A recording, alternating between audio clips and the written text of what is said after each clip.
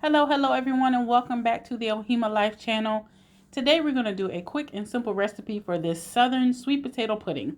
I made a mini version because it's just me eating, but feel free to multiply this recipe if you would like, and the full list of ingredients will be in the description box below. Without further ado, let's get started.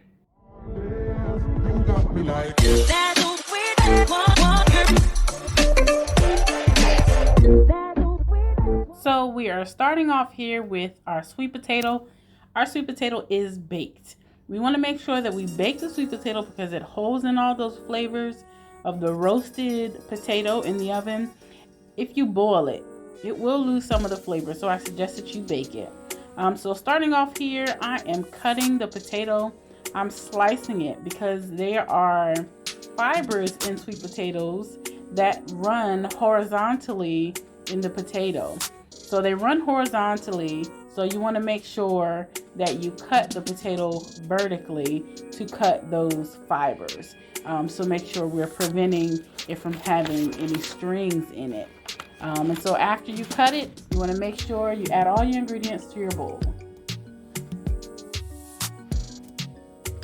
So here we have our mashed sweet potato. We have our vanilla extract. We also have salt, cinnamon, nutmeg, an egg, and a heaping scoop of brown sugar. We're also going to add in some melted butter, and then we're also going to add in a citrus juice. Now this can be lemon juice or orange juice, but you want to make sure that you add that in. It's going to add great flavor. And then also you want to add in canned milk, which is evaporated milk.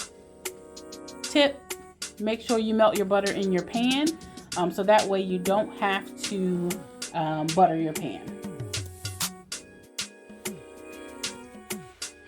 Alright, so this is what it looks like when all the ingredients are mixed together.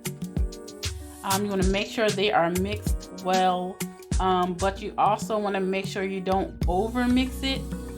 So a tip would be to make sure you mash the potatoes up really good before you mix in all the other ingredients. So you want to make sure the potato is mashed very well, and then you want to add in all your ingredients to your bowl, and then you simply just mix it up.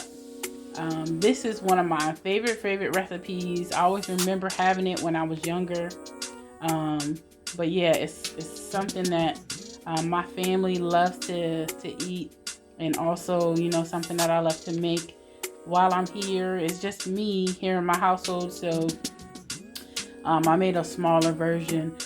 But yeah, so you're gonna mix this up, and then you're gonna transfer it to your pan, the buttered pan that we have.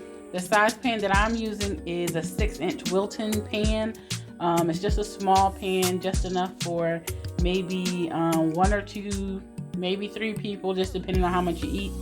We're gonna put it into our pan, and then we're gonna put a streusel on top. So the type of streusel that I'm using, it is a pecan and cinnamon streusel. So this is what it looks like when you put it in your pan. You want to make sure you tap it to even it out, jiggle it a bit, and then we're going to add a streusel on top, and then we're going to put it in the oven to bake. Alright, so here we are with the streusel on top right before we're about to place it into the oven.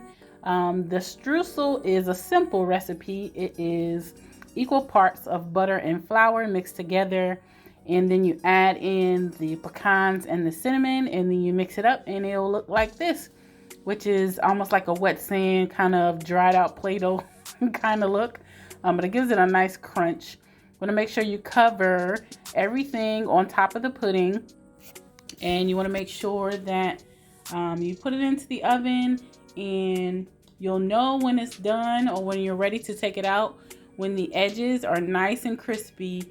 And yeah, so that's it. You put it into the oven and bake it, and when the edges come out nice and crispy, then you know you're all done. Thank you so much for watching. I hope you enjoyed it. Make sure you subscribe, and yeah, have a happy holidays.